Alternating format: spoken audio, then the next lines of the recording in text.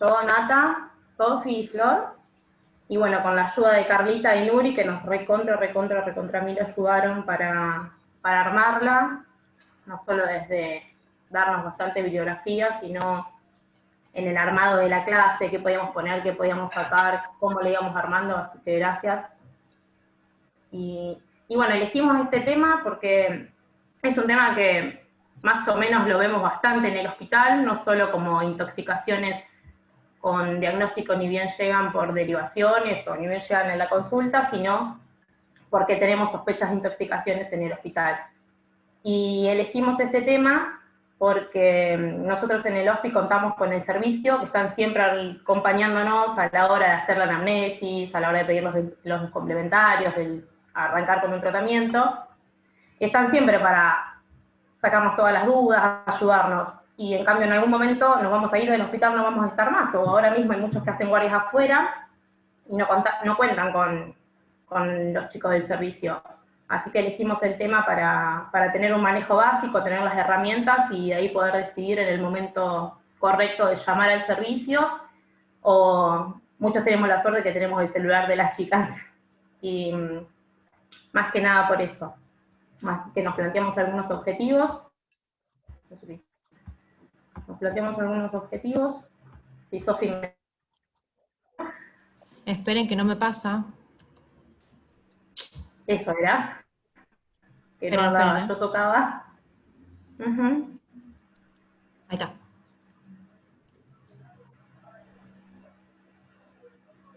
Bueno, a mí no me aparece.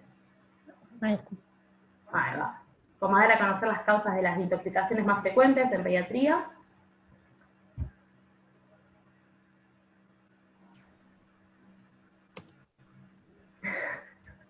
Esperen un segundo porque no me aparece... Bueno, tenemos problemas técnicos. Técnicos, sí, esperen un segundo. Porque ahí está. Bueno, era más o menos conocer la prevalencia del hospital, actualizar la epidemiología, más o menos recordar cómo es el manejo inicial ante un paciente con la sospecha de intoxicación, conocer el uso de los principales antídotos, los que tenemos que tener al alcance, y reforzar las medidas preventivas para evitar las intoxicaciones. Así que vamos a arrancar un poquito hablando de qué es una intoxicación, que es el conjunto de alteraciones que se dan por el contacto con una sustancia capaz de alterar los procesos vitales en el organismo, ¿sí? Y bueno, y un tóxico es esa sustancia que al entrar en contacto con el organismo va a producir esta reacción química, alterando los procesos vitales y generando un efecto perjudicial. Lo importante de esto es que de la totalidad de todas las consultas en urgencia, solamente el 0,3% constituyen parte de las intoxicaciones, y de ellas la gran mayoría no reviste gravedad, pero bueno, es importante saber que nosotros no contamos, en nuestro país no hay datos epidemiológicos seguros, y nos basamos más que nada en bibliografías españolas para hablar de la epidemiología. Vamos a hablar un poquito de las vías de exposición, que las más frecuentes va a ser la vía oral, y de hecho es la más perjudicial. Después tenemos por contacto, que puede ser por contacto ocular o por contacto con piel, por inhalación, y después tenemos las parenterales. Las parenterales pueden ser no solo por drogas endovenosas, ya sea por algún motivo recreacional, o las terapéuticas, que son por error de dosificación por sobre todo, y si no también tenemos a las picaduras de animales ponzoñosos, que van a entrar en contacto al sistema sanguíneo. Bien. Después sabemos que la mayoría de las intoxicaciones en pediatría son accidentales, se lleva la gran mayoría, el 80%, la mayoría de la bibliografía, y después se reparte más o menos de la misma forma las que son por error de dosificación, en el domicilio y en el ámbito hospitalario, y las que son por intento de autoeliminación. De eso también varía la edad y eso. Por eso, a modo como descriptivo y de una forma para organizarnos, las dividen así en accidentales y en intoxicaciones voluntarias. Las accidentales por lo general se dan en niños preescolares, como comenté antes, no revisten gravedad y por lo general son causadas por un solo producto y que es conocido. La consulta es rápida porque el padre, la madre o el cuidador lo detecta enseguida y enseguida consulta, ya sea de forma telefónica o presencial, Y cuando llegan son asintomáticos estos pacientes, es raro que consulten ya con clínica. En cambio, las voluntarias o recreacionales o con fines autolíticos, por lo general se da en adolescentes, son intoxicaciones más graves que por lo general requieren internación con algún tipo de terapéutica. Las causas por lo general son más de un medicamento, el tóxico no siempre es conocido, por esto que dije que es más de un medicamento, o que ocurren fuera del hogar y nadie puede describir qué es lo que vio, y son sintomáticos porque la consulta por lo general es tardía.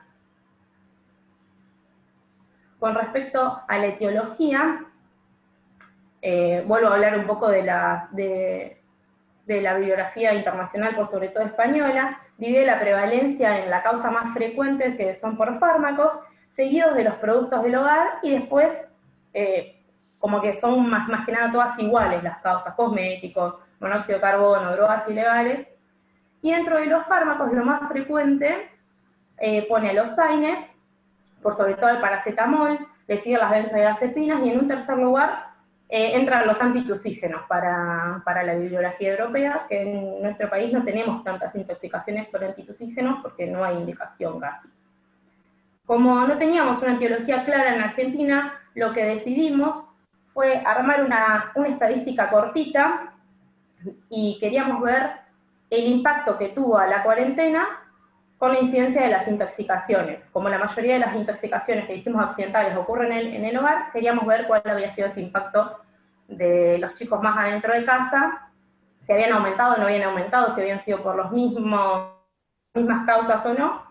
Así que en conjunto con el servicio del tóxico, recabamos toda la información que tienen ellos, no solo telefónica, sino presencial. Ellos juntan en unas fichas ya epidemiológicas que tienen armadas todas las llamadas y todas las consultas presenciales, no solo pediátricas, sino que de adultos, de todo, y lo que hicimos fue eliminar todas las de adultos y dejamos las pediátricas desde marzo hasta más o menos el 20 de agosto.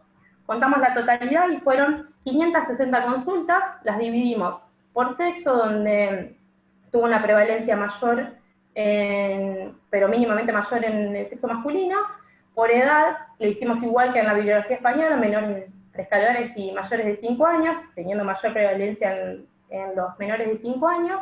Y con respecto a la causa, la distribución por causa fueron también accidental en un 93%, intencional en un 6%, y eso se desconoce, lo dejamos porque en muchas de las fichas no estaban bien tildadas, algunos, como a veces las consultas son telefónicas, el que llama a veces es un vecino que lo vio y no sabe cómo fue, entonces directamente eso no se sabe, entonces quedó como que se desconoce la causa.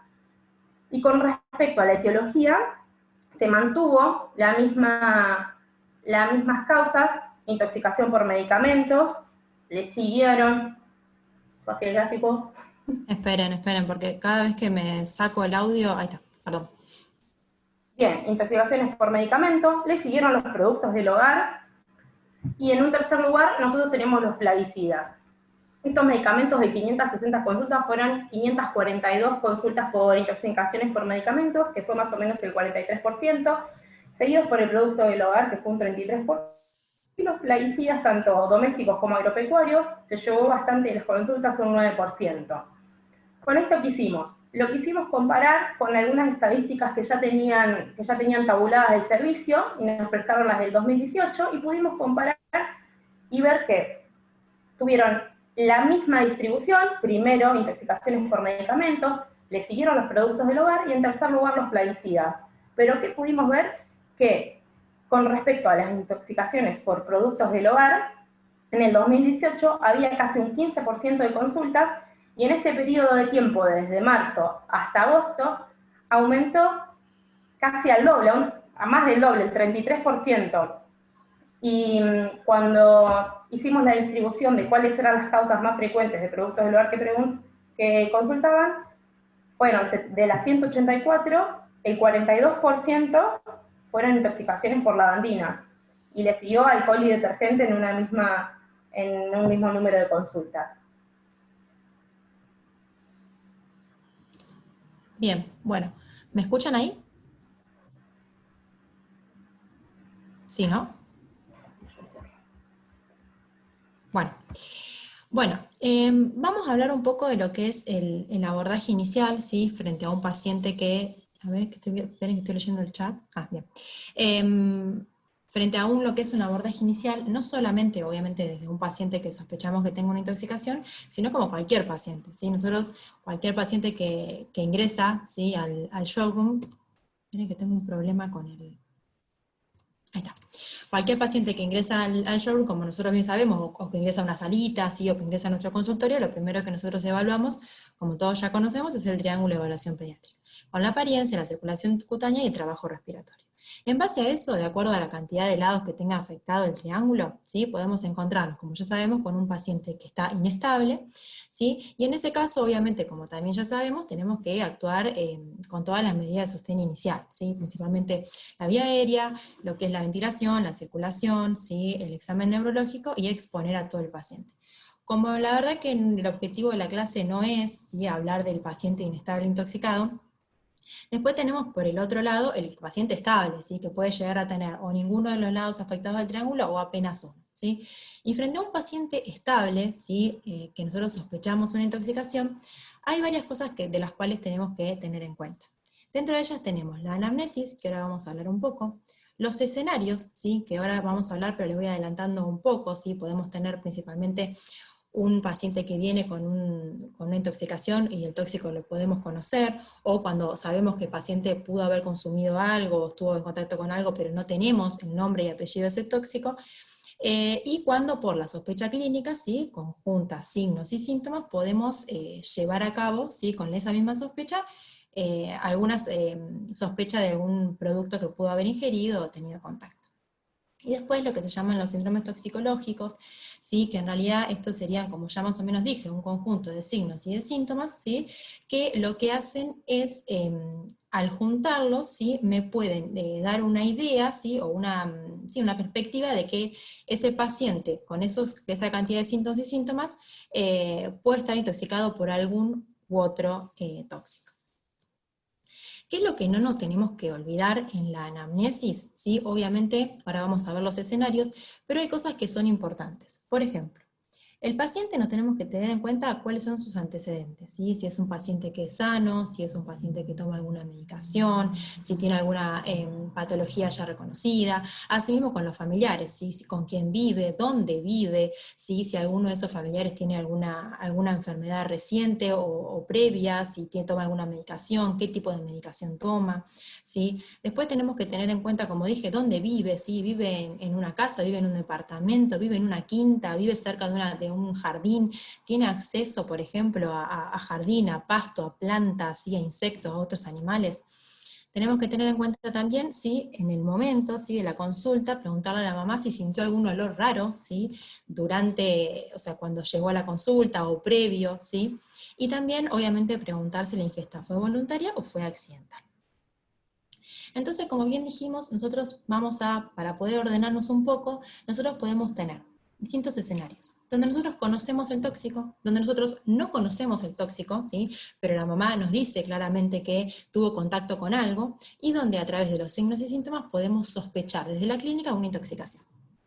Entonces, lo primero que vamos a hacer, que es lo más fácil, ¿sí? Es cuando nosotros tenemos un tóxico conocido, ¿sí? ¿Qué quiere decir esto? La mamá viene y nos dice, por ejemplo, nada, la verdad que había un blister de clonazepam arriba de la mesa, o yo tenía un blister de clonazepam porque yo lo tomo y sé que había 8 pastillas y ahora hay 6 pastillas, o tenía, la verdad, un tarrito de ibuprofeno cerca de la mesada y yo sé la cantidad que tenía porque estaba casi vacío, estaba casi lleno. ¿Sí? Entonces la mamá o el cuidador ya viene, ¿sí? Con el nombre y apellido del tóxico. Entonces ahí es más fácil, ¿sí? ¿Por qué? Porque nosotros le tenemos que preguntar qué tóxico es, que ya más o menos le dijimos, cuánto consumió, ¿sí? Si es posible calcular la dosis que consumió el nene, ¿sí? Que más o menos ya lo dije. Si es un blister, calcular qué pastillas había o cuántas pastillas no hay, ¿sí? O si, por ejemplo, es eh, alguna botella o algo que la mamá sepa qué cantidad previa tenía. La vía, sí, que la mamá nos va a decir, sí, se lo tomó, lo encontré jugando, lo encontré pasándose por la piel, ¿sí? El tiempo también es muy importante saber desde el momento que el paciente tuvo contacto con el tóxico hasta que consulta, ¿sí? Eso es muy importante para saber cuánto tiempo, ¿sí? Y qué evolución pueden haber tenido los signos y los síntomas que también tuvo. Signos y síntomas, preguntarle a la mamá, ¿sí? ¿Apareció algo? ¿Vio algún movimiento extraño? El nene empezó a caminar de una manera rara, empezó con dificultad para respirar, cambió de coloración, le vio que salivaba más, ¿sí? Que tenía la boca seca, que empezó con vómitos, empezó con diarrea, eso también es re importante. Y después el tratamiento, preguntarle a la mamá qué es lo que hizo, ni bien el nene tuvo contacto con el tóxico. ¿Le quiso inducir el vómito? ¿Le quiso, no sé, dar agua, leche, yogur? Lo sacó afuera pensando que podría haber sido una exposición tipo por inhalación, cualquier cosa, le puso alguna crema, se le puso colorada la piel, le puso alguna crema, esas son todas cosas que tenemos que preguntar. Y como dije, siempre tenemos que calcular lo que es la cantidad del tóxico, ¿sí? Y siempre en función del peso. Eso lo vamos a ver con un ejemplo después, pero siempre calcular los miligramos de sustancia, ¿sí? Eh, Dividido lo que es los kilos, ¿sí? De cuánto pesa el nene. Ahora igual eso después lo vamos a ver. Acá encontramos en la bibliografía, ¿sí? Una cantidad aproximada ingerida de lo que podría ser un sorbo. Muchas veces nos dicen, sí, se tomó un sorbito o se tomó un poquito de algo. Sabemos que esto es bien aproximado, pero podemos pensar que un nene de 3 años, un sorbo, ¿sí? Podría ser de 5 mililitros, en un nene de 10 años de 10, y en un chico de un adolescente, 15 mililitros. ¿Sí? Y entonces siempre lo que tenemos que tener en cuenta es que ante la duda siempre tenemos que estimar la máxima ingesta posible que tuvo el nene. Si la mamá nos dice que en el frasquito, por ejemplo, tenía una determinada cantidad y nos dice, y mira, yo por cálculo para mí me quedaban, no sé, 10 mililitros, y la mamá no está segura, nosotros tenemos que calcular directamente toda la ingesta, hacer de cuenta como si el nene se hubiese tomado todo el frasco. No sé si me explico. Después tenemos lo que es el tóxico desconocido, ¿sí? El tóxico desconocido principalmente es, por ejemplo, el pastillero del abuelo, o había una pastilla que la verdad que la mamá no se acuerda de qué era, o tenía un cajón al alcance del nene también, por ejemplo, de que tenía un montón de pastillas y por ahí no recuerda cuál era, ¿sí? Y otra de las cosas que ocurre muy frecuentemente es cuando, por ejemplo, se compran los productos para limpiar, ¿sí? Los detergentes, la lavandina, las cosas para limpiar el piso, y que por ahí se compran sueltos en almacenes o demás, y se ponen en esas botellas que ven ahí, sin rotular, o se ponen en botellas que son ya conocidas por el nene, por ejemplo, se ponen en botellas de coca, de spray, y el nene, por ejemplo, puede asociar eso con algo que consume por ahí en su vida cotidiana, ¿sí? Entonces, cuando el tóxico es desconocido, ya no tenemos mucha menos información, pero sí nos podemos guiar por qué, por los signos y los síntomas. Lo mismo, que apareció inmediatamente después del tóxico, ¿sí? Cualquier cosa que a la mamá le llame la atención, y si hay medicamentos o productos en el hogar, ¿sí? Medicamentos en el hogar, ¿qué tipo de medicamentos hay? ¿Qué tipo de productos hay? ¿Sí? Y si la mamá no recuerda el nombre y apellido, preguntarle para qué se usan, ¿sí? Si, por ejemplo, tenía botellas sin etiqueta y demás, bueno, ¿para qué usaba esta botella? Bueno, para limpiar el piso, o para desinfectar, o lo que sea. Lo mismo con los medicamentos, ¿sí? No sé, la verdad que el abuelo tiene una enfermedad, no sé, psiquiátrica. Bueno, entonces puedo abordar un poco más ahí. O el abuelo tiene hipertensión y bueno, por ahí se tomó algún antihipertensivo, ¿sí? Y lo mismo en tratamientos, ¿sí? Todo, absolutamente todo lo que se le hizo desde el contacto con el tóxico hasta que consultó. Y después tenemos lo que es la sospecha clínica de intoxicación, ¿sí? Que la mamá no refiere, o el cuidador no refiere ningún antecedente, ¿sí? De que el paciente pudo haber estado en contacto con el tóxico, y nosotros mediante la clínica podemos llegar a sospechar. ¿Cuándo tenemos que sospechar principalmente, ¿sí? Lo que sería que un paciente puede estar intoxicado? Cuando hay ciertos datos de la historia clínica, del examen físico o en la analítica que nos pueden hacer sugerir, ¿sí? De una intoxicación aguda. Lo más importante es el cambio agudo, el cambio brusco, ¿sí? Una alteración aguda, tanto de la conciencia como, por ejemplo, también de lo que es la conducta, ¿sí? Después tenemos que sospecharlo principalmente en los nenes chiquititos, ¿sí? Menores de 5 años. Si se introdujo últimamente alguna medicación nueva en la casa, o alguien últimamente tuvo un diagnóstico de alguna enfermedad reciente, ¿sí? Que eso conlleve al uso de medicación, si estuvo de visita en alguna casa ajena o de vacaciones, si tuvo historia previa de intoxicaciones accidentales, convulsiones, algún vómito incoercible, un vómito que aparece de la nada en un nene previamente sano, ¿sí? Cianosis, olores, ¿sí? Y afectación de varios órganos o sistemas. En realidad, como siempre, básicamente es eso, sospechar una intoxicación ante cualquier cuadro de comienzo agudo, ¿sí? De etiología incierta, y la expresión clínica, ¿sí? O analítica no corresponde con enfermedades habituales, ¿sí? Entonces acá, en realidad, lo que tendríamos que tener en cuenta son los diagnósticos diferenciales, ¿sí? De las intoxicaciones. La semana pasada las chicas estuvieron hablando de la intoxicación por metoclopramida, ¿sí? Y si mal no recuerdo, todos nosotros en lo que sería la anamnesis y en el interrogatorio preguntamos, ¿sí? ¿Tuvo fiebre? Pensando si había tenido alguna infección del sistema nervioso central, como meningitis, encefalitis, abscesos. ¿Se golpeó pensando en un traumatismo? ¿Sí? ¿Tú tienes alguna enfermedad metabólica, congénita o adquirida? ¿Tiene alguna enfermedad gastrointestinal, una invaginación, un vólvulo? ¿Tiene alguna cardiopatía que nosotros podamos conocer? ¿Sí? O si también tiene algún cuadro psicótico, tuvo algún cuadro psicótico previo, ¿sí? O alguna alteración, ¿sí? A nivel psiquiátrica previa. Bueno, esas son cosas que tenemos que preguntar. Y otra cosa que tenemos que tener en cuenta es qué evaluar, ¿sí? Ante un paciente que tiene sospecha de intoxicación. Obviamente la anamnesis tiene que ser dirigida, tiene que ser completa, ¿sí? Pero lo que no puede faltar, obvio, es el examen físico. Y el examen físico también tiene que ser sistematizado, completo, ordenado, ¿sí? De pies a cabeza, como hacemos con todos los pacientes, pero sí hay una serie de sistemas o hay una serie de cosas de las cuales no nos tenemos que perder, ¿sí? O tenemos que ir a buscar específicamente. Como dice ahí, tenemos el sistema nervioso central, la parte oftalmológica, lo gastrointestinal, lo dermatológico cutáneo, lo genitourinario y la mucosa. Dentro de lo que es el sistema nervioso central, como todo paciente con sospecha de intoxicación, vamos a buscar varias cosas. Obviamente, el paciente está somnoliento, el paciente lo vemos excitado, lo vemos irritable, ¿sí? Lo vemos comatoso, lo vemos desmayado, lo vemos con pérdida del conocimiento. Eso es, por un lado, lo principal que tenemos que ver. Y después hacer el examen neurológico completo, ¿sí? Evaluar la fuerza muscular, evaluar el tono muscular, evaluar la coordinación, ¿sí? Si el paciente tiene ataxia, no presenta ataxia, evaluar todo tipo de marchas, ¿sí? Evaluar los pares craneales, evaluar la sensibilidad profunda, superficial, todo un examen neurológico completo, ¿sí? ¿Por qué? Porque el sistema nervioso central es el mayor aparato, ¿sí? Que se afecta a la hora de intoxicaciones. Después tenemos que tener en cuenta lo oftalmológico, ¿sí? El reflejo fotomotor. El paciente tiene midriasis, tiene miosis, ¿sí? Vemos algún lagrimeo, vemos alguna epífora, es bilateral, es unilateral. Eso también es algo que nos tiene que llamar la atención y buscar, ¿sí? ¿Por qué? Porque la mayoría de los tóxicos o los síndromes tóxicos, ¿sí? Se manifiestan a este nivel. Después buscar en lo que son las mucosas, ¿sí? El paciente tiene las mucosas secas, tiene las mucosas húmedas, aparece alguna lesión, ¿sí? En la mucosa yugal, en los labios, en la boca, aparecen grietas, fisuras, aparece alguna lesión blanquecina, ¿sí? Hay aftas.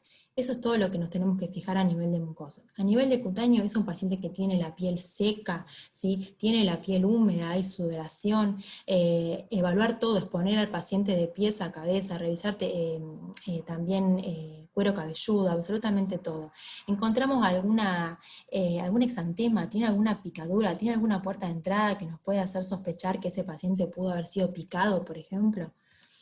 A nivel urinario también es importante. El paciente tiene retención urinaria, tiene diuresis positiva, es negativa, si tiene incontinencia, si hace pis, no, si palpamos un globo vesical al examen físico.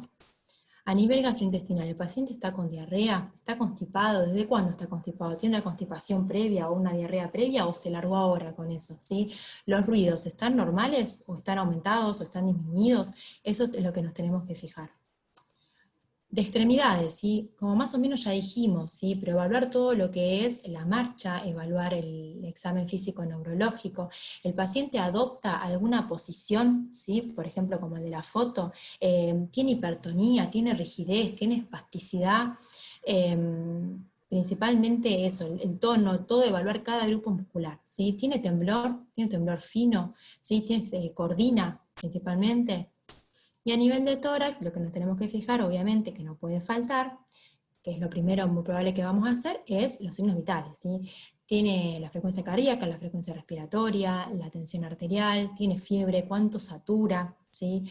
Y en el tórax evaluar, ¿sí? Los ruidos cardíacos, tiene algún soplo, a nivel de lo que es la mecánica respiratoria, tiene buena mecánica, ¿no? Está taquipneico, está bradipneico, taquicárdico, bradicárdico, ¿sí? Le escucho algo, tiene buena entrada de aire, tiene rales, tiene roncus, tiene sibilancias, bueno, todo eso lo tengo que verificar, ¿sí? Obviamente el examen físico es completo, ¿sí? Pero estos sistemas son los que me van a dar una pauta de que puedo estar o no frente a algún determinado tóxico. Bueno, y una vez que nosotros completemos la anamnesis y el examen físico completo, la idea va a ser que tengamos una orientación clínica hacia lo que sospechemos en el caso de la intoxicación. Pásame, Sofía.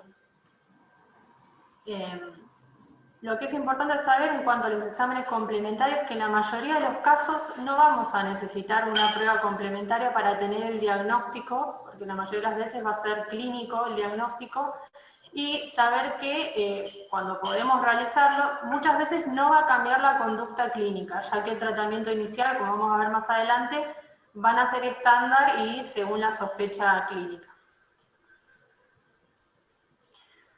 Si tenemos una idea de lo que estamos buscando y lo que sospechamos, los exámenes complementarios van a estar orientados a esa sospecha. Cuando no sabemos, cuando viene un chico, como describió Sofi, con cierta clínica que nos hace sospechar una intoxicación, pero no sabemos a qué, esta serie de exámenes que se piden son estándar, como para orientarnos un poquito más. Una glucemia capilar es algo fácil y sencillo que nos va a orientar porque hay ciertos cuadros de intoxicaciones que pueden cursar con hipoglucemia, sobre todo si es un niño que está en un estado somnoliento o comatoso.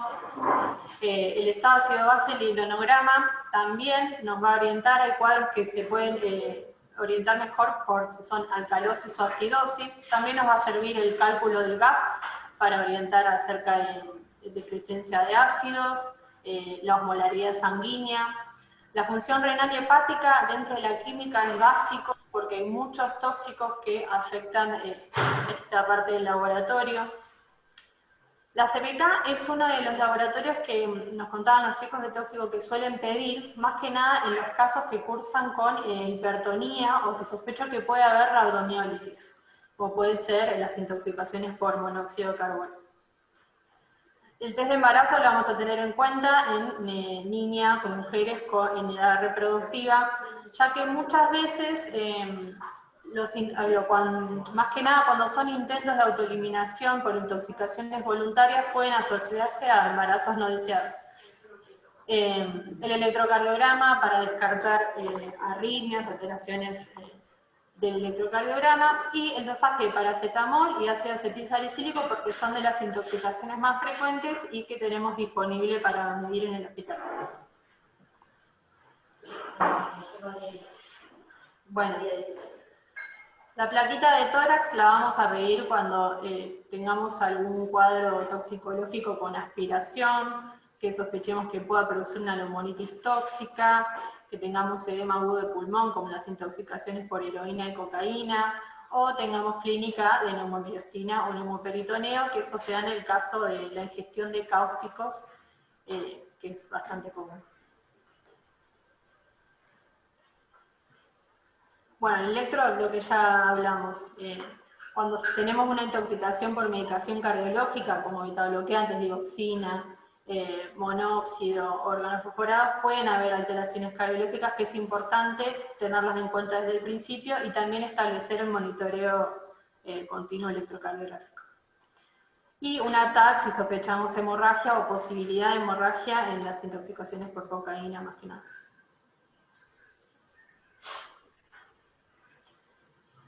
Bueno, en cuanto a la detección de drogas en orina, lo que tenemos que saber es que es una detección rápida, pero la utilidad de estas es limitada. ¿Por qué?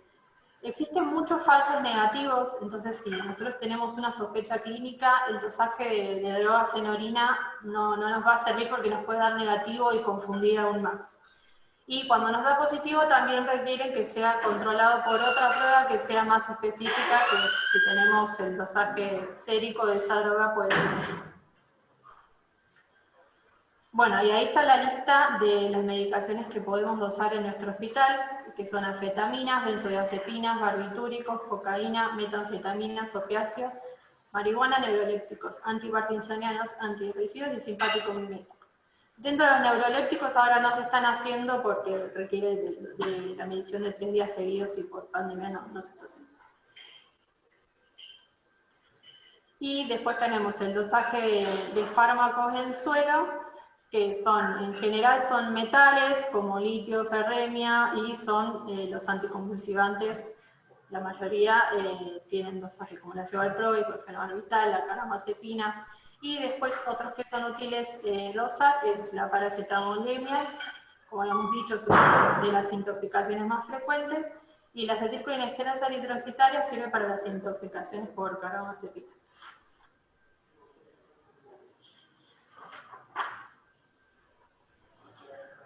Bueno, ante un chico intoxicado lo primero que vamos a hacer, como ya dijimos, es el ABC, pero después vamos a intentar prevenir la absorción de la sustancia si aún está presente. Es decir, si es un líquido o una sustancia que está en contacto con el chico vamos a retirar la ropa, y si está en un ambiente que es tóxico, como puede ser una intoxicación por gases, o por monóxido de carbono, vamos a retirarlo del ambiente. Eso va a ser lo primero que hay que hacer. Después, cuando se trata de insecticidas, de hidrocarburos de alcoholes, se puede hacer el lavado con agua de piel y mucosa, siempre con protección del personal que lo realiza, porque, como sabemos, también lo podemos observar nosotros. Eso es importante porque los niños tienen mayor superficie corporal respecto al peso que los adultos, tienen una piel más fina y están más vascularizados, entonces la absorción del tóxico en ellos es mayor que la que suele ser para un adulto. Y después, en cuanto a la decontaminación gastrointestinal, hay varias medidas, pero la que principalmente se usa es la administración de carbón activado, vía oral o por sonda, que esto lo podemos utilizar cuando la ingesta sabemos que fue menor a 2 horas. Hay algunas excepciones que son fármacos que tienen piloespasmo, como es el salicílico, o que tienen circulación enterohepática, en la que se administra igual el carbón activado sin importar el tiempo de ingesta, porque sirve igualmente para decontaminar. Otras 2 medidas son el lavado gástrico y el lavado intestinal total, pero son de escaso uso, tienen varias contraindicaciones y es más complejo, pero el carbón activado es una medida útil. La dosis del carbón activado que utilizamos acá es de 0,5 a 1 gramo kilo, eso es estándar, y el máximo que vamos a usar son 50 gramos. Es preferible administrarlo vía oral, pero en caso de que el chico no lo tolere, se puede administrar por sonda nasogástrica.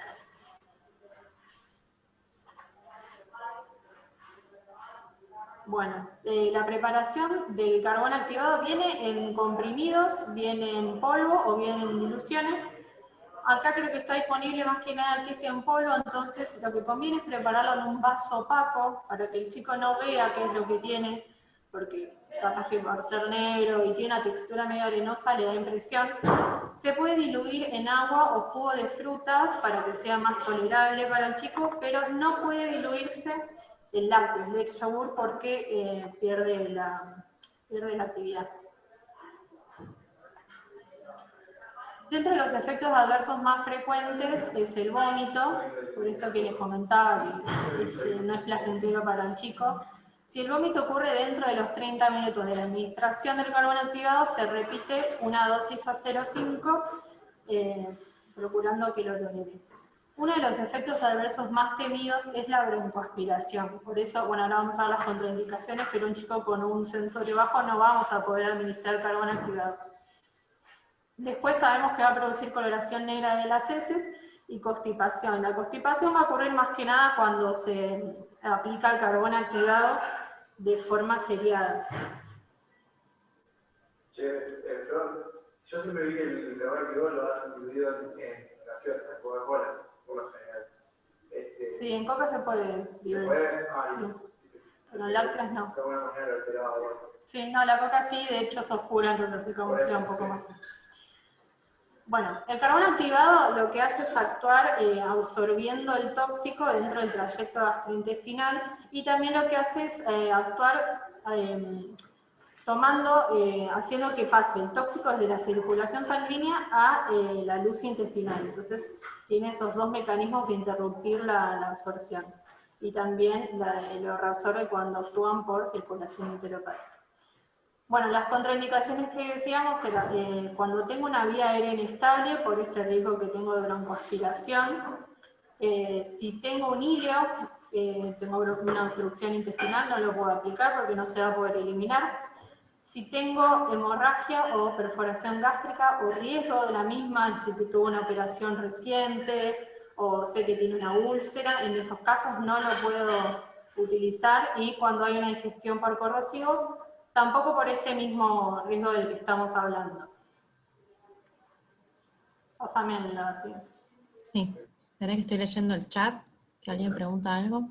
Pregunta técnica: si tuviera que repetir dosis de carbono activado en un niño en el que administré dosis máxima, ¿puedo volver a repetirla de todos modos por la indicación de los 30 minutos?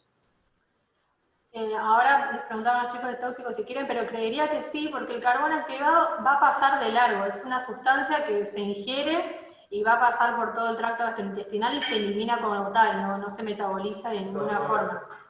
Ahí dice Nuria que sí. Que igualmente el carbono activado se puede dar de dos formas, en dosis única y seriada, que va a depender del tipo de fármaco, eso por ahí es más específico. Ahí dice Nuria que se pasa igual dosis.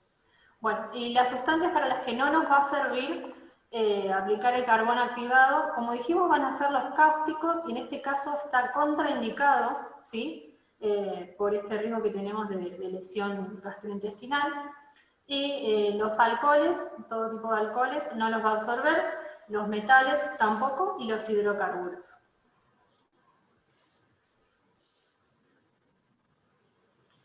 Bueno, en cuanto a los antídotos, casi todos tienen un uso bastante específico, y casi todos se van a usar en un ambiente hospitalario porque son fármacos que tienen contraindicaciones, tienen riesgos, y necesitamos el control y monitoreo del paciente, ¿sí?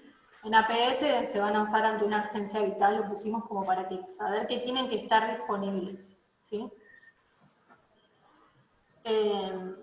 Ahí pusimos los cuatro principales, que la naloxona va a actuar como antídoto para los opiáceos, más adelante lo describimos, pero se usa en el caso de depresión respiratoria, al igual que el flumazenil para las benzodiazepinas, el piperideno que se va a usar para un síndrome extrapiramidal por metoclopramida o neurolépticos, el oxígeno, que sí es un fármaco que está disponible, que se va a usar en las intoxicaciones por monóxido de carbono.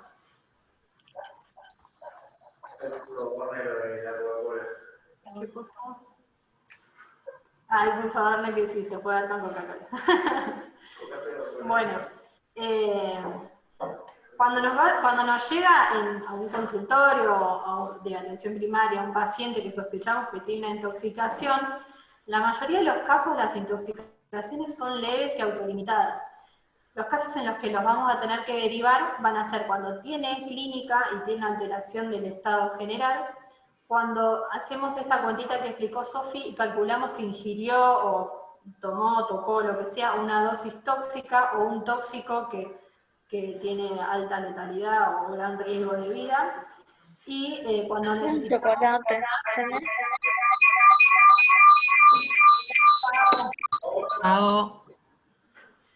Bueno, y cuando necesitamos administrar algún antídoto, como dijimos que tiene que ser en un ambiente controlado, y esto es importante, cuando es un paciente que sospecho que tuvo una ingesta voluntaria de un tóxico, se tiene que derivar e internar, lo mismo que si sospecho maltrato o síndrome de Munchausen, son cosas que hay que estudiarlos por otro lado, más por la intoxicación. Bien. Vamos a arrancar con un casito clínico como para introducir los síndromes. Bueno, ahora vamos a hablar de un paciente masculino que seguramente ya lo conocen. Tiene 16 años de edad, es secular neurológico, tiene una hidrocefalia e ingresa por una disfunción valvular mecánica que requirió un recambio en quirófano. Permanece en ayuno, cuando vuelve de quirófano, permanece en ayuno con analgesia endovenosa, además de su medicación de base. Recibimos un llamado de enfermería porque el niño está muy dormido luego de 4 horas de su regreso. Cuando llegamos, comenta que no lo podía despertar, que por lo general siempre que le hacen el recambio se despierta, conecta con la mamá, sabemos que no conecta mucho el paciente, pero bueno, la mamá lo conoce mejor. Cuando lo examinamos vemos que está somnoliento, está hiporreactivo, tiene pupilas mióticas que son simétricas y reactivas a la luz. Los vitales tiene 80 de cardíaca, de respi tiene 8, tiene una saturación del 96% y una temperatura de 36,5. ¿Qué les parece que tiene?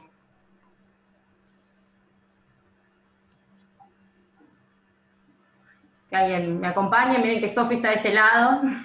No puedo hablar. Bien, bárbaro. Cuando vamos a la hoja de medicación, Tommy le habían pasado rescates con morfina, y bueno, nos había quedado así el pobre paciente, se nos había pasado. Entonces, vamos a hablar un poquito de la introducción al síndrome opiáceo, el síndrome narcótico opiáceo, que es la intoxicación por los derivados opiáceos como son la morfina, la codeína, heroína, metadona. Ahí también tenemos que mencionar a los antitusígenos, que también tienen como principio activo la codeína. No todos, pero algunos tienen ese principio activo. Entonces, no solo se ve en intoxicaciones por error de dosificación o por el consumo en drogadicción, sino también se puede ver en intoxicaciones accidentales por antitusígenos, que se ve cuando la dosis supera el miligramo kilo, empiezan los síntomas, o cuando supera los 5 miligramos kilo se puede aparecer la depresión respiratoria característica. Los síntomas con los que comienza a aparecer el síndrome opiáceo pueden ser la bradicardia, la bradipnea, hipotensión, constipación, vómitos, hipotermia, y luego aparece la tríada característica de miosis, depresión respiratoria y depresión del sensorio. Entonces, ¿qué hicimos con nuestro paciente? ¿Qué se hace cuando hay una intoxicación con morfina? Les voy a comentar un poquito de la morfina, aunque todos ya sabemos que es un analgésico que lo utilizamos para el dolor agudo y crónico. Agudo se usa bastante en los postoperatorios, en los adultos se puede usar para el infarto agudo de miocardio, que también ayuda a disminución de la precarga. Y en los crónicos, en los pacientes que son oncológicos, por sobre todo, es un agonista de los receptores opioides de los receptores opioides tanto centrales como periféricos, de ahí su clínica. Y la importancia de la morfina es que siempre hay que individualizar la dosis, como con la mayoría de los fármacos. Pero bueno, tiene un metabolismo hepático y hay que ajustar la dosis en los pacientes, ya que se elimina por vía renal, y sumado a que tiene una vida media corta, si los pacientes tienen insuficiencia renal, lo que hacemos es aumentarle el tiempo de vida media y aumentamos la potencia porque a la dosis va a tener mayor efecto. Bueno, y con respecto a las en cuenta, si se lo vamos a dar vía oral o vía endovenosa, debido a que tienen biodisponibilidad baja, así que las dosis por vía endovenosa van a ser siempre menores. Se usa 0,05 a 0,1 miligramos kilodosis cada 4 horas, con un máximo de 15 miligramos día. El máximo no es por el efecto analgésico, sino para evitar los efectos adversos. Sabemos que la morfina no tiene techo analgésico a diferencia de los AINES. Y la dosis vía oral es 1 miligramo kilodosis, y lo que se sabe es que como se da cada 4 horas a las dosis repetidas, aumenta la potencia de la morfina porque se va acumulando su metabolito activo. Bien, con respecto a las ampollas, vienen de 10 miligramos por mililitro, estas son las que tenemos en el hospital, y la preparación magistral, que por lo general en el hospital es la del 0,2%, o sea, de 2 miligramos por mililitro de jarabe, también puede venir a 0,3 o al 1%. ¿Qué hay que tener en cuenta con la morfina? Es que puede generar dependencia y tolerancia. Está descrito que la dependencia y la tolerancia aparecen en la dentro de la primera y segunda semana, pero también se han descrito ya al tercer día de tratamiento con morfina. Con respecto a la abstinencia, se da en la supresión brusca del tratamiento o en los pacientes que están intoxicados y se les administra su antídoto, que es la naloxona, que ahora lo vamos a ver. Y como cada vez que indicamos una medicación nueva, hay que tener en cuenta las interacciones medicamentosas, sobre todo con los IMAO, con las benzodiazepinas, con los bloqueantes neuromusculares y con los hipnóticos. Para hablar un poquito del antídoto, que es la naloxona, hace el mismo efecto, pero al revés. Es un antagonista competitivo de los receptores opioides y tiene mayor afinidad por los mismos, entonces lo que hace es desplaza a los opioides de los receptores mu, kappa y delta del organismo. La naloxona se da a dosis de 0,01 miligramo kilodosis y se puede repetir cada 2 a 3 minutos con un máximo de 8 a 10 miligramos hasta revertir los síntomas. ¿Qué es importante? ¿A todo paciente intoxicado con morfina le doy naloxona? No, a los pacientes que les aparece depresión respiratoria, no a todo paciente que se constipa, no. A eso vas acomodando y te fijas por la dosis, pero a los pacientes que aparece la depresión respiratoria pueden tener indicación de naloxona. ¿Qué hay que tener en cuenta? Lo mismo que dije, precipita los síntomas de abstinencia, sobre todo en los pacientes que vienen recibiendo dosis crónica, puede dar náuseas y vómitos, y en predispuestos puede dar arritmias y convulsiones. Entonces, a nuestro revirtió.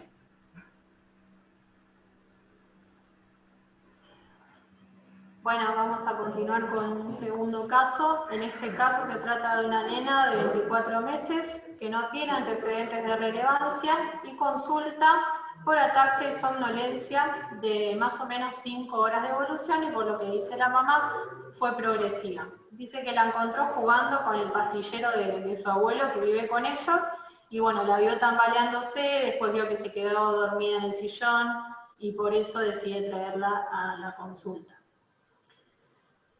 Cuando nosotros la encontramos y la examinamos, vemos que tiene tendencia al sueño, de hecho tiene un Glasgow de 14 en 15, la hacemos caminar y tiene una marcha táxica, y sus ojos tienen pupilas mióticas con reacción lenta. Vemos que tiene una cardíaca de 70, una frecuencia respiratoria de 12, temperatura y saturación conservada y TEA de 90 a 50. En este caso, ¿qué les parece que le puede estar pasando a esta nena?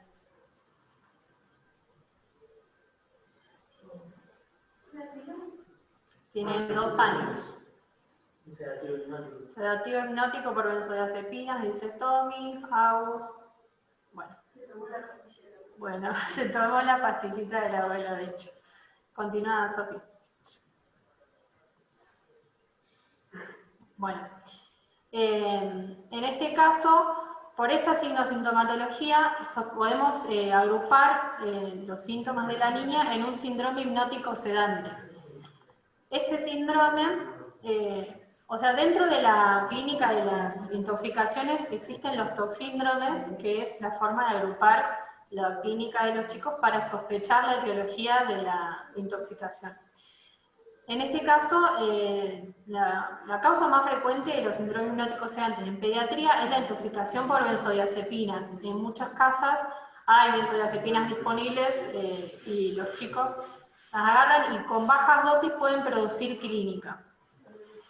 Otras causas son barbitúricos, anticonvulsivantes como el ácido valproico, la fenizoína, alcoholes, todo tipo de alcoholes y antipsicóticos. La clínica más frecuente que van a presentar en estas intoxicaciones es, como en esta nena, la ataxia y la somnolencia. Producen este tipo de síndromes, lo que producen es depresión neurológica, que se va a ver en este caso con un Glasgow deprimido, somnolencia, y en casos extremos va a haber una depresión marcada llegando al coma. Después va a producir depresión respiratoria, que se va a ver en forma de bradipnea, y en lo cardiológico lo que va a haber es hipotensión, puede haber hipotermia, puede haber bradicardia. En casos muy extremos llegan al paro cardiorrespiratorio, pero no es lo más frecuente. Otros síntomas, como dijimos, va a ser la miosis, y más que nada, en el caso de las benzodiazepinas, la reacción lenta a la luz, más que la miosis, y puede haber ilio o peristaltismo disminuido. Bueno, en este caso se trataba de benzodiazepinas, la clínica es la que dijimos. En el caso de las benzodiazepinas, lo más común es que sean intoxicaciones leves y autolimitadas, que en esos casos lo que vamos a hacer es observar al paciente y esperar a que la clínica sea con tratamiento de sostén. Los casos que se presentan como graves por intoxicación por benzodiazepinas es cuando se dan junto a otras medicaciones que tienen una acción sinérgica, ¿sí? Muchas veces en los casos de intentos de autoeliminación se toman varias pastillas con alcohol, con otros sedantes hipnóticos, y esos son los casos que pueden dar una intoxicación grave.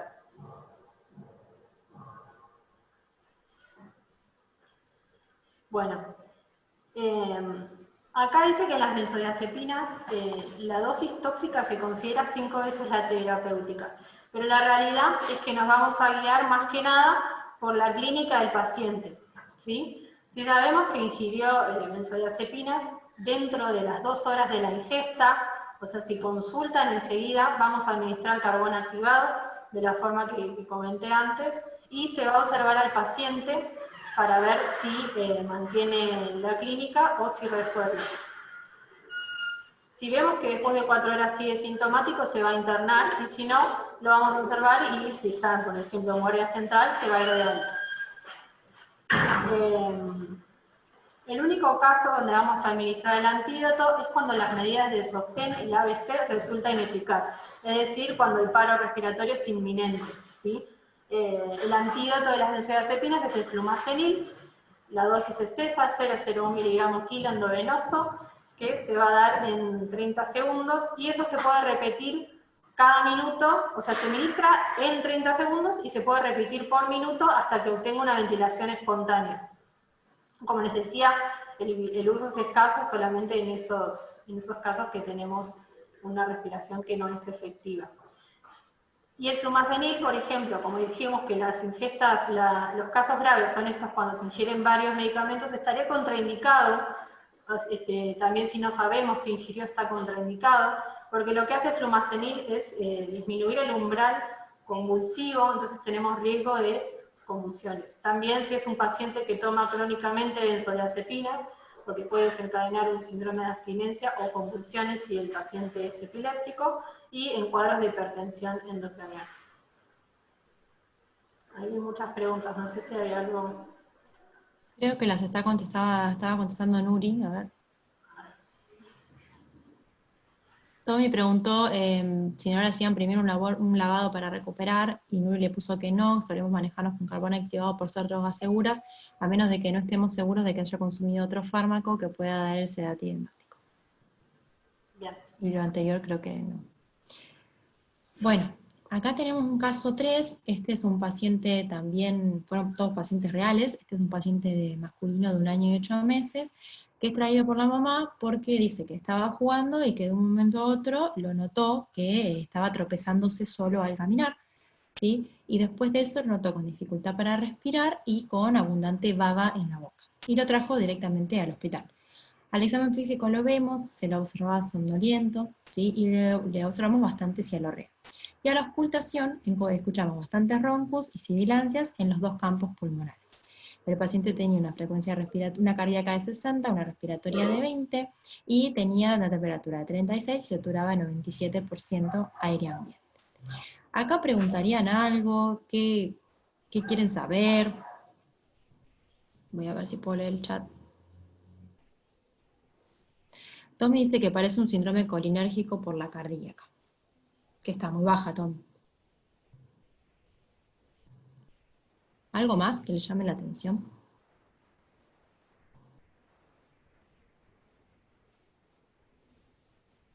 Órganos fosforados, dice Jim. ¿Por qué, Jim? Cialorrea. Las pupilas las tenía mióticas.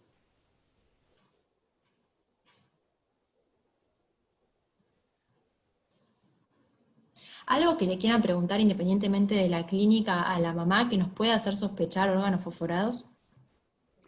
Hola, Sofi. Hola. Sí, por ahí si si vio que tenía la ropita mojada, o si vio que estaba jugando con algún producto de limpieza, o si sentía algún olor fuerte, no sé, algo de eso. Bien, olor fuerte no sintió, y ahí estoy viendo las preguntas: en qué trabajan, dónde viven, qué estaba haciendo el nene, si tiene insecticidas en la casa, si son agrocultivadores. Bueno, básicamente son todas esas preguntas que tenemos que tener en cuenta y hacerle a la mamá. Sí, ellos en realidad tenían una quinta y la mamá y el papá se dedicaban a lo que era la agricultura. ¿Sí? Bien. Bueno, y en un momento de otro nos llama, ¿sí? Llega un WhatsApp de la abuela y la abuela le dice que había encontrado este tarrito abierto tirado en el piso. ¿Sí? Esto, para los que no lo conocen, yo tampoco lo conocía, es el furadán, que es un insecticida y que es de la familia de los carbamatos. Bueno, como bien dijo Tommy, estamos en presencia ante presencia de un síndrome de tipo colinérgico. ¿Sí? Los síndromes colinérgicos principalmente son los que se dan por intoxicación por insecticidas. Dentro de los insecticidas que más comúnmente conocemos tenemos a los órganos fosforados, que son, con ejemplos, el malatión, el paratión y el fentión, y también tenemos los carbamatos, que son Carbaril, Aldicarb. El furadán es una marca comercial, sí, pero es un carbamato. Principalmente... Por eso estoy bien apegada por escuchar, porque es... Hay alguien que tiene el micrófono activado. ¿Quién es Galaxy JC? Ahí está. Bueno, este síndrome colinérgico, sí, ahora vamos a ver principalmente cómo actúan estos insecticidas, pero lo que tenemos que tener en cuenta es las diferentes vías, ¿sí? A través de qué vías de exposición estos insecticidas pueden provocar una intoxicación. Tenemos por un lado la inhalatoria, ¿sí? Que si se inhala un órgano fosforado, un carbamato o cualquier insecticida, los síntomas comienzan segundos, ¿sí? A los segundos, ¿sí? Es una de las vías de exposiciones más rápidas. Después tenemos la vía oral, ¿sí? Que cuando se consumen los insecticidas aproximadamente entre 30 minutos y 90 minutos podemos empezar a ver los primeros síntomas. Y después tenemos lo que es la vía cutánea, ¿sí? Que en las regiones donde hay jardines, donde se produce agricultura y demás, es la forma de exposición más frecuente.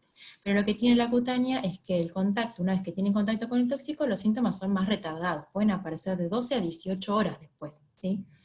Los órganos fosforados, o los tipos de los insecticidas principalmente, van a actuar, ¿sí? Inhibiendo la acetilcolinesterasa, ¿sí? La acetilcolinesterasa es la enzima que encontramos en el espacio, entre el espacio presináptico y postsináptico de las células excitables, ¿sí? Que lo que hace la acetilcolinesterasa es degradar la acetilcolina, ¿sí? Estos insecticidas, al degradar esta enzima, producen un aumento, ¿sí? De lo que es la acetilcolina en estos espacios, llevando básicamente a lo que es un exceso de la actividad colinérgica. Solamente para que recordemos un poco de bioquímica, ya sabemos que la acetilcolina es un neurotransmisor, ¿sí? Que puede tomar contacto con diferentes receptores. Los receptores principalmente son receptores colinérgicos propiamente dicho, que pueden ser muscarínicos o pueden ser nicotínicos, ¿sí? ¿En qué varían los receptores? En la composición del receptor, en la ubicación, ¿sí? No es la idea ponernos a hablar mucho de eso, pero para tener en cuenta por qué un síndrome colinérgico, ¿sí? Como ven en la foto, puede tener síntomas muscarínicos o síntomas nicotínicos. ¿De qué va a depender? Del contacto que tenga, ese aumento, esa concentración aumentada de acetilcolina, que tenga contacto predominantemente con receptores muscarínicos o nicotínicos, ¿sí? Ahí vemos que puede ser por órganos fosforados, por carbamatos, pero pueden ser por otras cosas, la neostigmina, la piridostigmina, ¿sí? La pilocarpina, pero los más frecuentes y los que más hemos tenido son por insecticidas como órganos fosforados y carbamatos. Este paciente es un paciente que nos llegó derivado de Bransen, ¿sí? Y que estuvo en la sala 16 hace poquito, no hace mucho. Entonces, como dije, ¿sí? Dependiendo si la acetilcolina actúa sobre receptores muscarínicos o nicotínicos, o si actúa a nivel de lo que es el sistema nervioso central. Dentro de los síntomas muscarínicos, que eran algunos que tenía nuestro paciente, tenemos la cialorrea, ¿sí? Lagrimeo, incontinencia urinaria, diarrea y tenesmo, broncoespasmo, broncorrea y sibilantes, que eso también lo tenía, disminución de la presión arterial, tenía bradicardia nuestro paciente también, puede presentarse con náuseas, vómitos, cólicos, sudoración, miosis y visión borrosa. Dentro de los nicotínicos podemos encontrar principalmente los que se refieren a manifestaciones neuromusculares, ¿sí?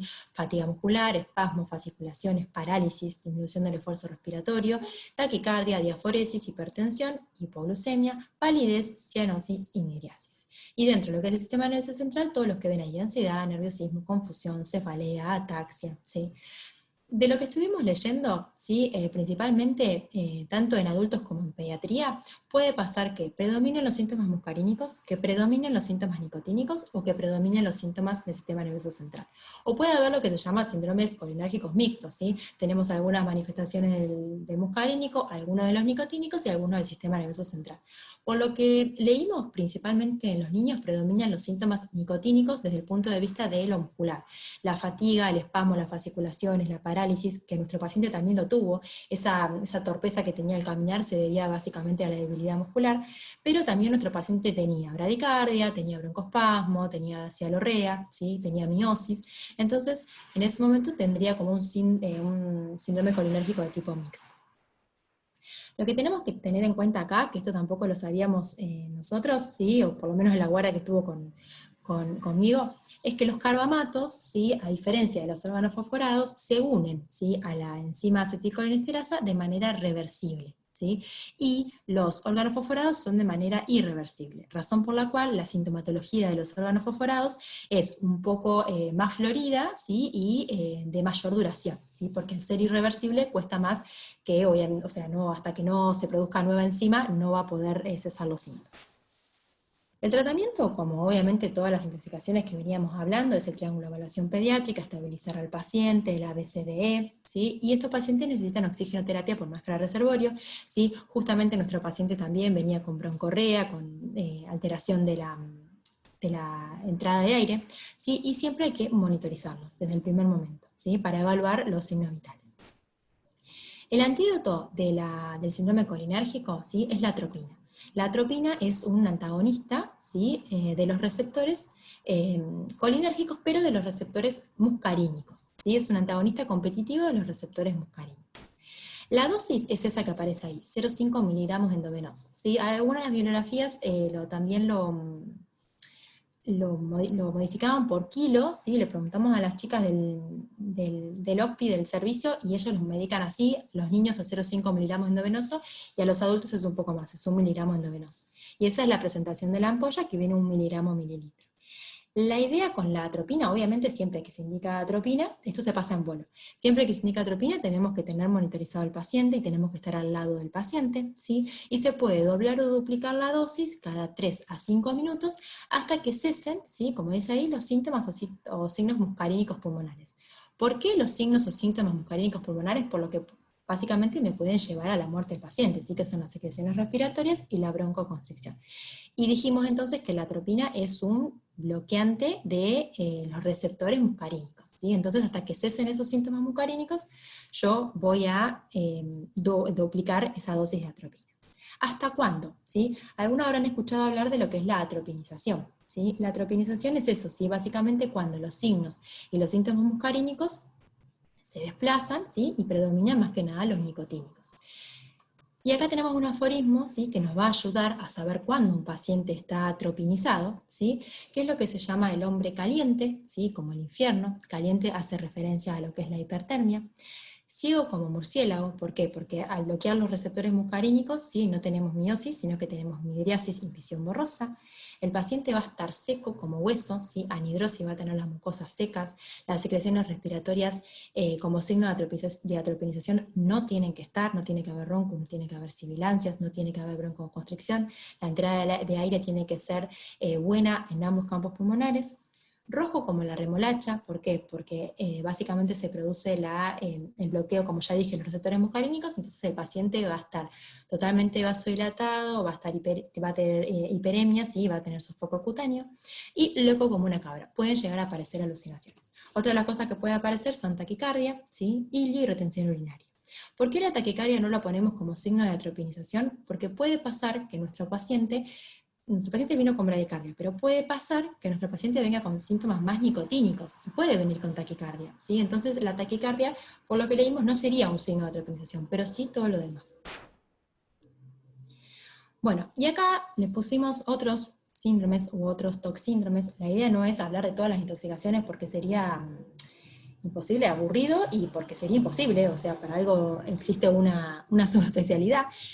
Así que les pusimos algunos como para que sepan, ¿sí? El síndrome serotoninérgico, que lo puede dar la sertralina, el ácido valproico, el ondansetron, la metoclopramida, ¿sí? Que cursa como con lo que dice ahí, fiebre, taquicardia, hipertensión, taquipnea, midriasis, agitación, confusión, convulsiones, rigidez muscular.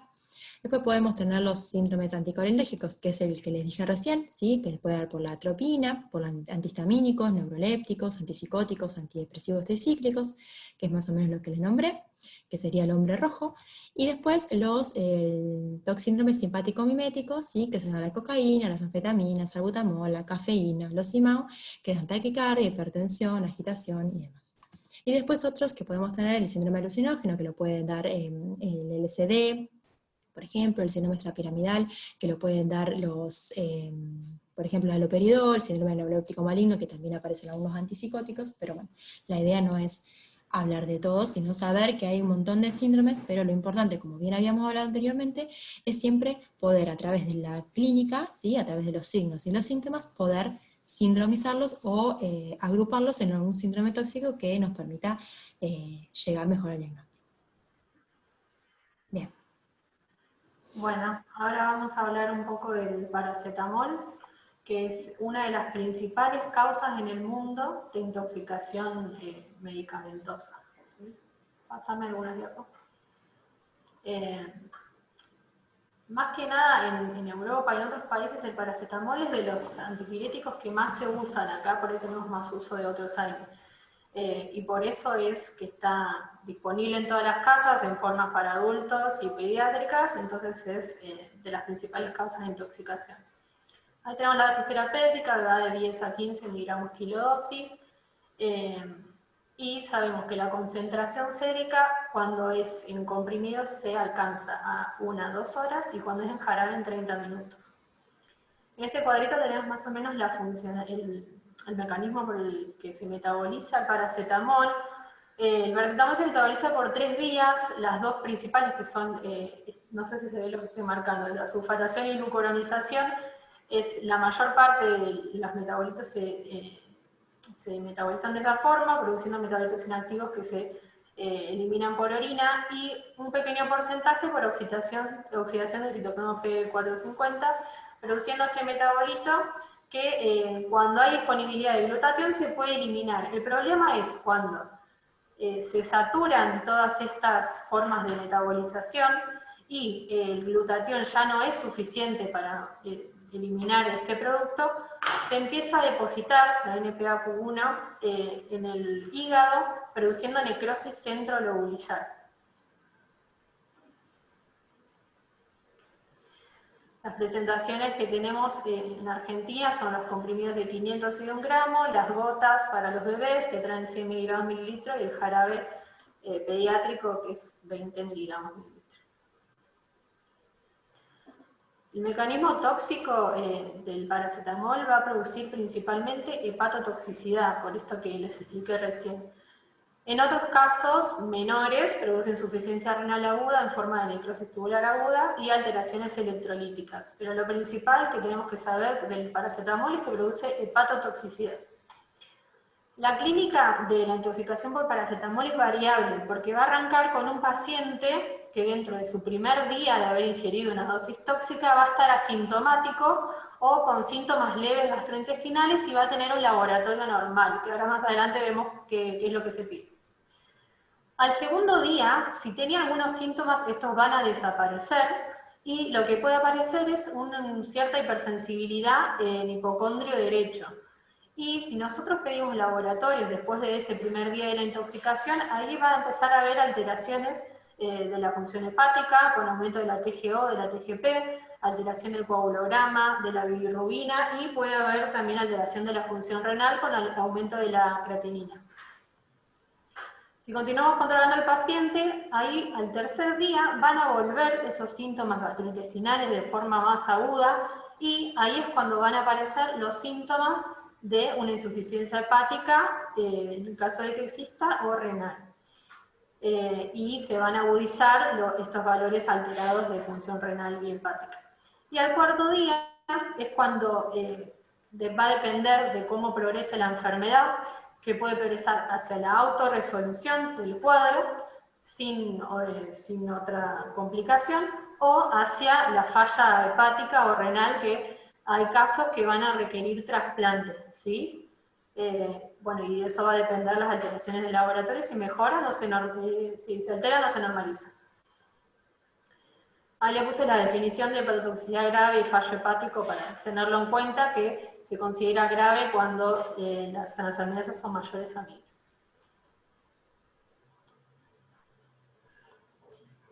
Bueno, la dosis tóxica del paracetamol, según donde lo leamos, va a variar según la edad, los factores de riesgo, pero en general lo que se usa en el hospital se considera tóxica en niños una dosis de ingesta mayor a 140 miligramos kilo. ¿Qué quiere decir esto? Nosotros vamos a hacer la cuenta según lo que estimamos que ingirió el chico y lo dividimos por el peso para saber si se encuentra dentro de una ingesta de dosis tóxica o si consideramos que no es tóxico y podemos solamente observarlo y según el control que tenga esa familia, mandarlo a la casa o mantenerlo en observación. Si se encuentra dentro de las 2 horas de la ingesta, vamos a aplicar el carbón activado, ¿sí? Eso se va a hacer dentro de las 2 horas y se va a mantener una observación hasta las 4 horas. En cambio, si sabemos que transcurrieron más de 4 horas, pero menos de 8, desde la ingesta del paracetamol se van a pedir estos laboratorios y según un cuadrito que vamos a ver más adelante, se decide la utilización de N-acetilcisteína, que es el antídoto del paracetamol. Si transcurrieron más de 8 horas o no sabemos cuánto tiempo pasó y sabemos que ingirió una dosis tóxica, se inicia el tratamiento con N-acetilcisteína y después, según el resultado del laboratorio, se finaliza el tratamiento o se descontinúa. Los laboratorios que se van a pedir en toda intoxicación por paracetamol es, si tenemos el dosaje de paracetamol sérico, se va a pedir, en este hospital está, pero es una medida que en muchos hospitales no está. En ese caso se va a hacer el tratamiento estimando que tiene una dosis tóxica y se va a finalizar. Además del dosaje de paracetamol, se va a pedir una función renal y hepática porque vimos que esto es lo que se altera, y si hicimos el dosaje de paracetamol y vimos que es alto, se va a pedir también un hemograma, un coagulograma y un estado ácido base para ver que no haya alteraciones de este tipo. Después, dentro de las intoxicaciones por paracetamol va a ser diferente si se trata de una intoxicación por una ingesta aguda, que es la que les comenté recién, o por ingestas repetidas de paracetamol. En ese caso la dosis tóxica es menor, que son el cuadro que vemos del lado derecho. En niños se considera que son tóxicas cuando el niño toma más de 90 miligramos kilo día por más de un día. Y no estamos hablando de una semana, con 2 o 3 días de ese valor de ingesta ya se considera tóxico. En ese caso, bueno, va a depender de los laboratorios, de que se detecte paracetamol en sangre y de la clínica. Si el chico tiene un laboratorio normal y paracetamol en sangre no es detectable y está sintomático, voy a considerar que no necesita más tratamiento que la observación. En cambio, si vemos que tiene clínica y una alteración del laboratorio, o no tiene clínica ni laboratorio, pero tiene paracetamol en sangre detectable, entonces yo estimo que puede hacer cierta toxicidad, voy a internar al paciente y a iniciar el tratamiento con N-acetilcisteína. Después, la dosis tóxica puede ser menor en ciertas condiciones del paciente. Por ejemplo, niños malnutridos que tienen una condición previa renal o hepática, con menores dosis de fármaco puede ser tóxico, y después acá hay más ejemplos de ciertas medicaciones que van a hacer que sea más riesgoso para el paciente tener una toxicidad. La dosis de N-acetilcisteína que se va a usar es esta que está acá abajo, que es 140 miligramos kilo en dosis de carga, y después se va a hacer una dosis de mantenimiento.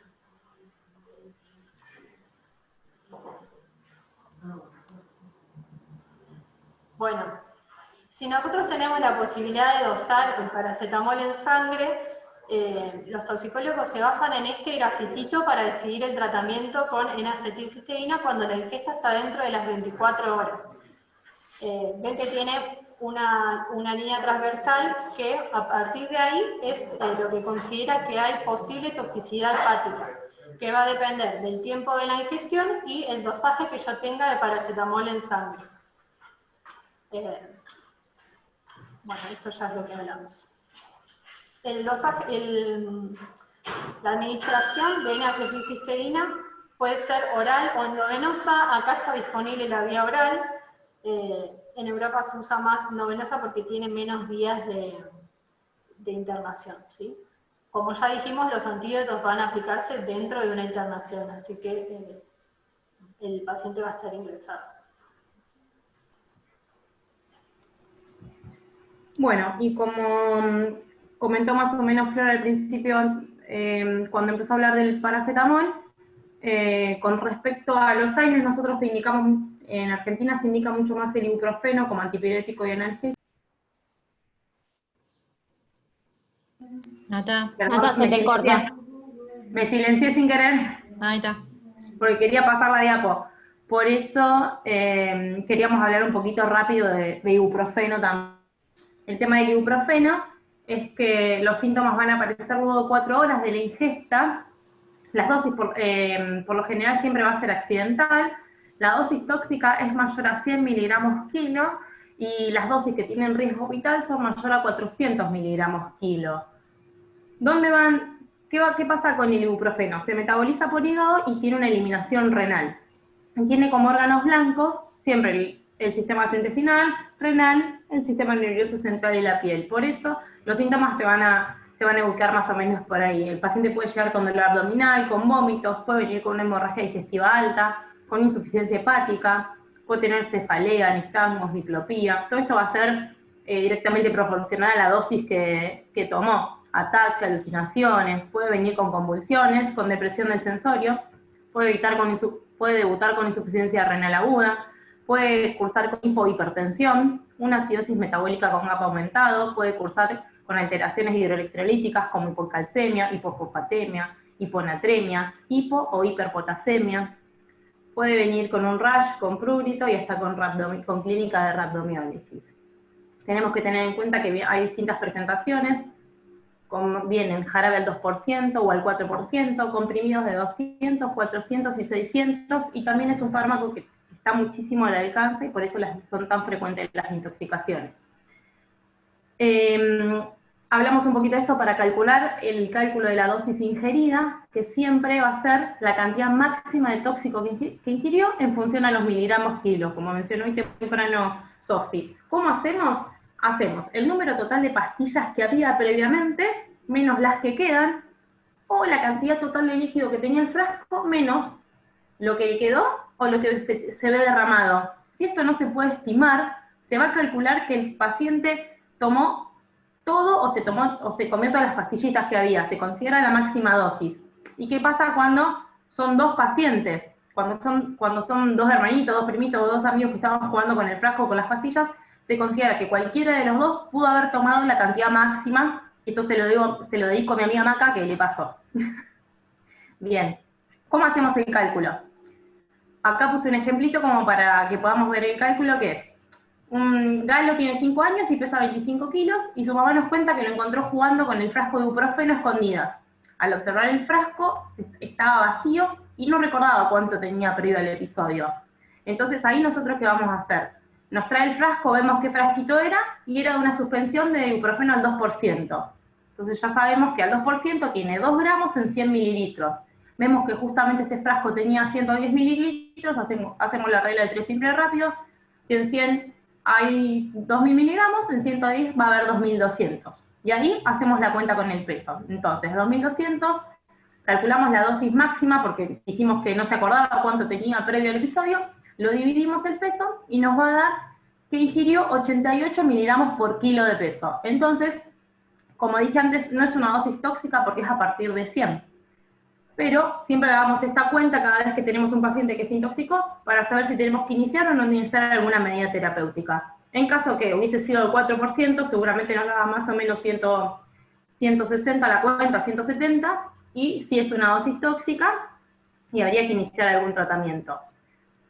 A los pacientes que tienen una una dosis que ingirieron entre 200 y 400 miligramos, vamos a arrancar con el tratamiento.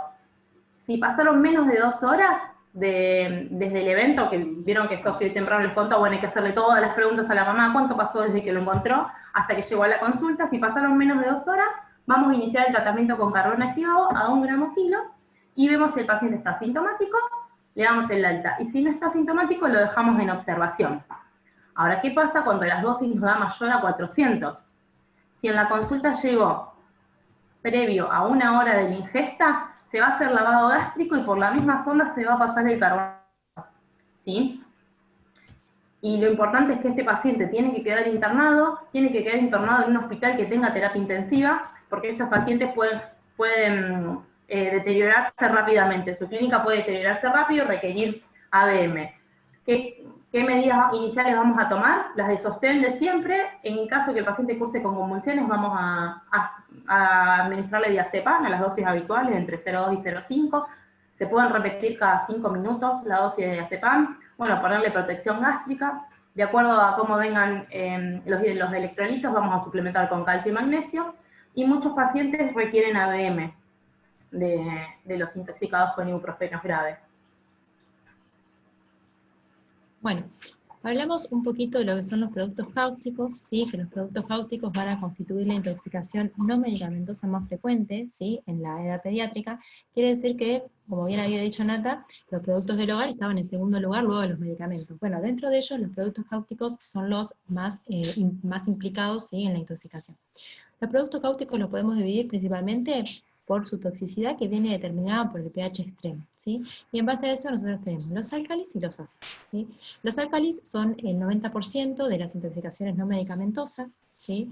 Los álcalis principalmente, lo que tenemos que tener en cuenta es que son todos aquellos tóxicos, ¿sí? Que presentan un pH que es mayor a 11.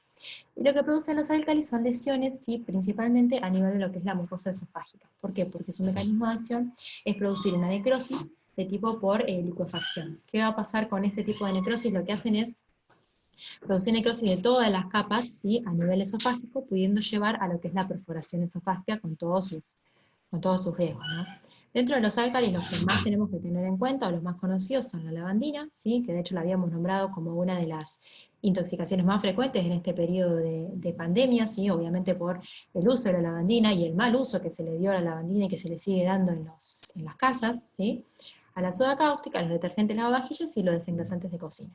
Y después los ácidos, que son el 10%, ¿sí? Que son todos aquellos productos tóxicos con un pH menor a 3, que principalmente, ahí voy a leer el chat, que principalmente tienen producen lesiones en estómago, ¿sí? Y lo que producen son necrosis por coagulación, es decir, van produciendo necrosis de lo que es la mucosa, y a medida que se produce la necrosis de la mucosa por la coagulación, se van formando escaras, ¿sí? A nivel de lo que es la mucosa, que eso es que no permite que el tóxico siga ingresando, ¿sí? De manera que no van a producir las perforaciones que por ahí producen los álcalis. Y dentro de ellos tenemos el limpio sanitario, las tapacañerías y el ácido muriático. A ver, voy a leer un cachito del chat. No, Sofi, ya está. Listo. Bueno, vamos a hablar un poquito de lo que es la lavandina, ¿sí? Para tener un poco de idea de esto, es el hipoclorito de sodio, también lo pueden encontrar como lejías. La lavandina, como ya sabemos, principalmente se usa como blanqueador y como desinfectante. Hay diferentes tipos, diferentes marcas, ¿sí?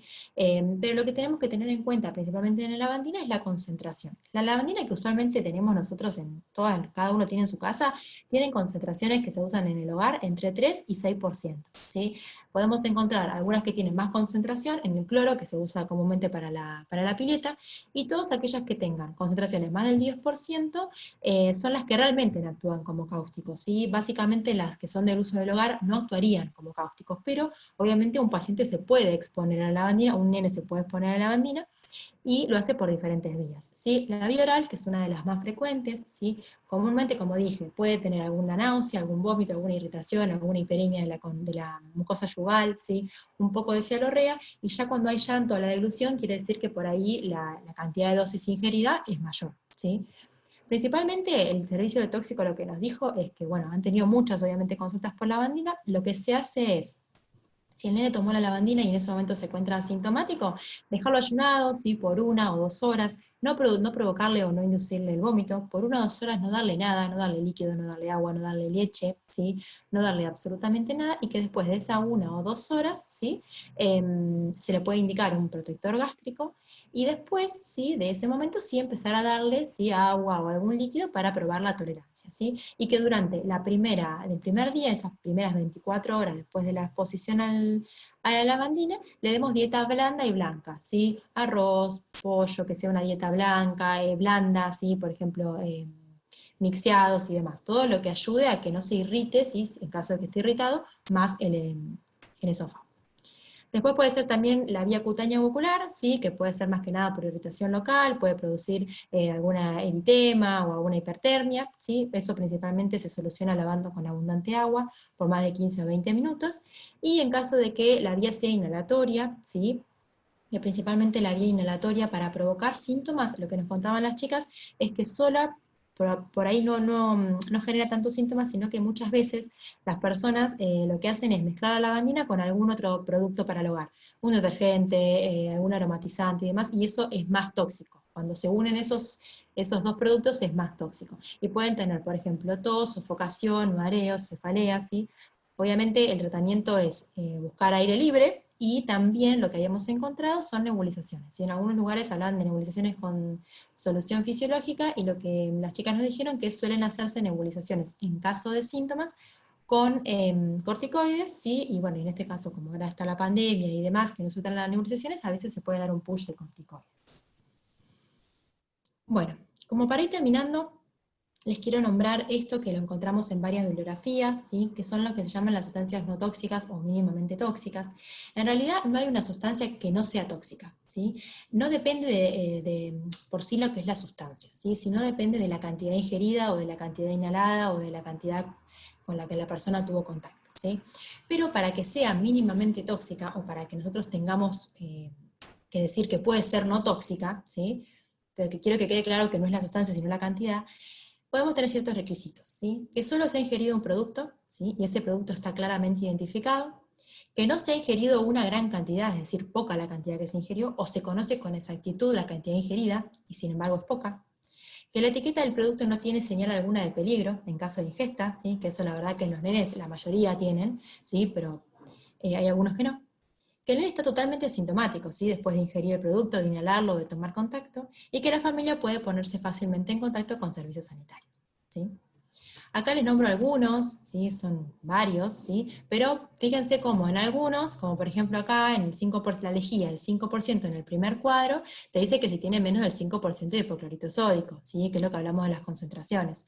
O por ejemplo, la pasta de dientes, dice la ingesta, acá en el último cuadro, una ingesta de menos de 5 miligramos por kilo de flúor, ¿sí? O sea, lo que tenemos que tener en cuenta es la cantidad, no es lo mismo que el paciente, que el nene, tome contacto con la lengua, con un crayón, o con una brillantina, o con una pasta de dientes, a que se trague directamente toda la pasta dental, ¿sí? O que tome contacto con la lengua, por ejemplo, con un jabón, o que se coma directamente todo el pan de jabón, ¿sí? O sea, todas las sustancias pueden ser potencialmente tóxicas de acuerdo a su cantidad, ¿sí? Bueno, y vamos cerrando la clase con algunas medidas preventivas a tener en cuenta en todo momento, ¿sí? Cuando vamos a consultorio de atención primaria, son cosas que tenemos que mencionar a la familia. Importante todo lo que sean fármacos, medicación, productos de limpieza, plaguicidas, todo lo que se nos ocurra que puede ser tóxico para un niño, lo ideal es mantenerlo en el envase original para saber qué es lo que contiene, ¿sí? Y en armarios con traba y que no tenga alcance de los chicos. Ahí al lado les puse un ejemplo de trabas que vienen para aplicar a los muebles normales que tenemos en casa. Y también esto, los controles del aire acondicionado, de la tele, tarjetas de cumpleaños, esas que tienen ruidito, que tienen pilas botón, todo eso es súper peligroso para los chicos. Así que también hay que mantenerlos lejos. Después, abajo hay algunos ejemplos de cierres seguros. Hay medicaciones y productos que vienen con una apertura que es más difícil para un niño abrirla. Eso es más seguro para tener en casa. volviendo al primer punto, no trasvasar productos tóxicos a envases sin etiquetar, sobre todo cuando sean envases de alimentos. Por ejemplo, es re común poner la lavandina, el limpiapiso, el detergente, no sé, en una botella vacía de Coca-Cola, de gaseosa, o en envases de colores. Hay muchos productos de limpieza que son flúor, de colores atractivos para los chicos, y eso al niño no sabe qué es, le va a dar ganas de agarrarlo, jugar, y ahí es cuando corre el riesgo de intoxicarse. Después, esto es súper importante cada vez que indicamos una medicación a los niños, es enseñarle al papá y a la mamá a leer los prospectos, ¿sí? A saber medir la dosis de la medicación que le damos, a saber los tiempos de administración que le damos, ¿sí? Todo eso para prevenir intoxicaciones frecuentes como las que hablamos de paracetamol y ibuprofeno. Si nosotros somos claros en cuántos mililitros hay que darle, cada cuánto tiempo, es una medida de prevención súper importante. Y bueno, y también lo que decía es que cuando nosotros administramos una medicación o enfermería, controlar las dosis. Cada vez que vamos a administrar una medicación tenemos que ver el peso del chico y controlar que no sea una dosis tóxica para ese chico. Después, otra cosa es no hablar de la medicación como comida o golosinas, esto de, bueno, tomate esta pastillita, es un caramelito. No, no es un caramelito, es una medicación, porque después el chico, si lo presenta como un caramelito, lo va a buscar y se lo va a querer comer. Cuando ya hicimos un tratamiento, ya sea de un niño o de un adulto, desechar la medicación que sobra, si no la vamos a volver a utilizar. Que los adultos no tomen medicación adelante de los niños, ¿sí? Como para que no busquen copiar esa conducta. Y cuando salimos de paseo, los chicos van a visitar a los abuelos, a otros familiares, tener especial vigilancia, porque en esos lugares nosotros no conocemos dónde se almacenan sustancias tóxicas, no sabemos qué productos están disponibles para los chicos y ahí corren un poco más de riesgo. También saber si hay plantas tóxicas en el hogar, saber cuáles son, enseñarle a los chicos que no lo tienen que tocar o mantenerlos alejados. Y en cuanto a la prevención de intoxicación por monóxido, el control que sabemos que tienen que tener todos los sistemas de calefacción, ¿sí? Y bueno, en las casas y instituciones que tienen sistemas de detección de humo también es súper importante. De eso va a haber otra clase de intoxicación por monóxido porque era muy extenso para hacerlo también en esta clase, pero es re importante. Bueno, y ahí están los números del servicio de toxicología del hospital y cualquier contacto para los que tengan dudas y consultas. Creo que están conectados algunos de los chicos. Si tienen alguna pregunta, lo que podemos lo respondemos nosotras y lo que no quedará para el servicio.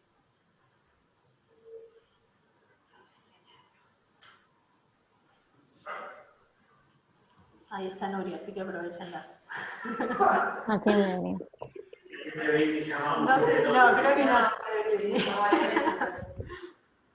Bueno, chicas, yo las quería felicitar re bien cómo fueron el trabajo que hicieron, lo abarcaron desde la epidemiología, todo, recabando información, fundamental la prevención, la tarea que tenemos como pediatras en cuanto a la prevención. Y bueno, muy claro la forma en que describieron la presentación clínica, muy útil la clase, chicas. Les agradecemos y bueno, si no tienen preguntas, y les agradecemos a los chicos de Tóxico, unos genios. Sí, muchas gracias. Tomaron mucho tiempo para ayudarnos. Gracias Nuri y Car, y no sé si hay alguien más. Gracias, la verdad que sí respondieron todas las preguntas siempre. Les mandamos un montón